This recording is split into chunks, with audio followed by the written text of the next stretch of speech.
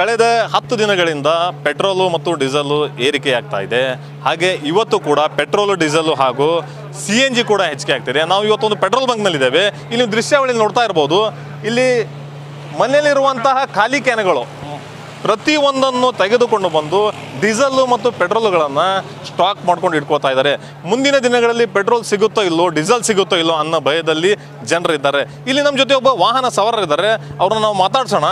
ಈ ಪೆಟ್ರೋಲು ಮತ್ತು ಡೀಸೆಲ್ ಏರಿಕೆ ಬಗ್ಗೆ ಏನು ಹೇಳ್ತಾರೆ ಅಂತೇಳಿ. ಇವತ್ತು ಪೆಟ್ರೋಲ್ ಮತ್ತು ಡೀಸೆಲ್ ಏರಿಕೆ ಆಗಿದೆ, ಏನು ಹೇಳ್ತೀರಿ? ನಮಸ್ತೆ ಸರ, ನಮ್ಮದು ಹಾವೇರಿ ಡಿಸ್ಟಿಕ್ ಹಾನಗಲ್ ತಾಲೂಕು ಸರ. ನೋಡಿ ಸರ, ಇಲ್ಲಿ ನಾವೆಲ್ಲ ರೈತರು ಸರ. ಹೊಲದಲ್ಲಿ ಟ್ರ್ಯಾಕ್ಟ್ರ್ ಓಡಿಸ್ಬೇಕು, ತರಕಾರಿ ಎಲ್ಲ ಹಾಳಾಗಿ ಹೋಗ್ತಾ ಇದೆ ಸರ. ಡೀಸೆಲ್ ಸಿಗ್ತಾ ಇಲ್ಲ, ಪೆಟ್ರೋಲ್ ಸಿಗ್ತಾ ಇಲ್ಲ, ಗಾಡಿಗೆ ಓಡಿಸ್ಲಿಕ್ಕೆ ಆಗ್ತಾ ಇಲ್ಲ. ನಾವೆಲ್ಲ ಬೆಳೆದಿರೋ ಬೆಳೆನ ನಾಶ ಮಾಡ್ಕೊತಾ ಇದ್ದೀವಿ. ಸರ್ಕಾರದವ್ರು ಏನು ಮಾಡ್ತಾ ಇದ್ದಾರೆ, ಪೆಟ್ರೋಲು ಡೀಸೆಲು ಬೆಲೆ ಏರಿಕೆ ಮಾಡ್ತಾ ಇದ್ದಾರೆ. ಆಮೇಲೆ ಮದ್ಯ ಸಾರಾಯಿ ಬೆಲೆ ಜಾಸ್ತಿ ಮಾಡ್ತಾ ಇದ್ದಾರೆ. ಅದು ನಮಗೆಲ್ಲ ನಷ್ಟ, ನಮಗೆ ಕಷ್ಟ ಕೊಟ್ಟು ಅವರು ಉದ್ಧಾರ ಆಗ್ತಾರ? ಅದೆಲ್ಲ ಆಗಲಿಕ್ಕಿಲ್ಲ.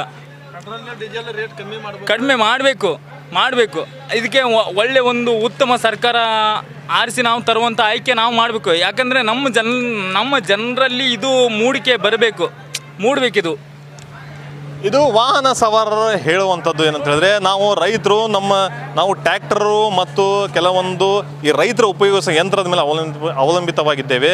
ಡೀಸೆಲ್ ದರ ಹೆಚ್ಚಿಗೆ ಆದರೆ ನಮಗೆ ಬಹಳ ಕಷ್ಟಕರ ಆಗುತ್ತೆ. ಹೀಗಾಗಿ ಆದಷ್ಟು ಬೇಗ ಪೆಟ್ರೋಲ್ ಡೀಸೆಲ್ ಕಡಿಮೆ ಆಗಬೇಕು.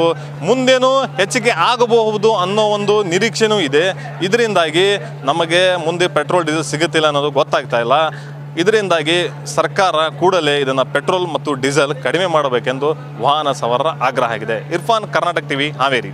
ನೀವು ಸಣ್ಣ ಆಗ್ಬೇಕಲ್ವಾ? ಅದು ಒಂದು ಉತ್ತಮ ಆಹಾರದಿಂದ ಸಣ್ಣ ಆಗ್ಬೇಕಲ್ವಾ? ಪ್ರತಿದಿನ ನಮ್ಮ ಜೀನಿ ಸ್ಲಿಮ್ನ ಯೂಸ್ ಮಾಡಿ ಯಾವುದೇ ಸೈಡ್ ಎಫೆಕ್ಟ್ ಇಲ್ದಂಗೆ ನೀವು ಸಣ್ಣ ಆಗ್ತೀರಾ.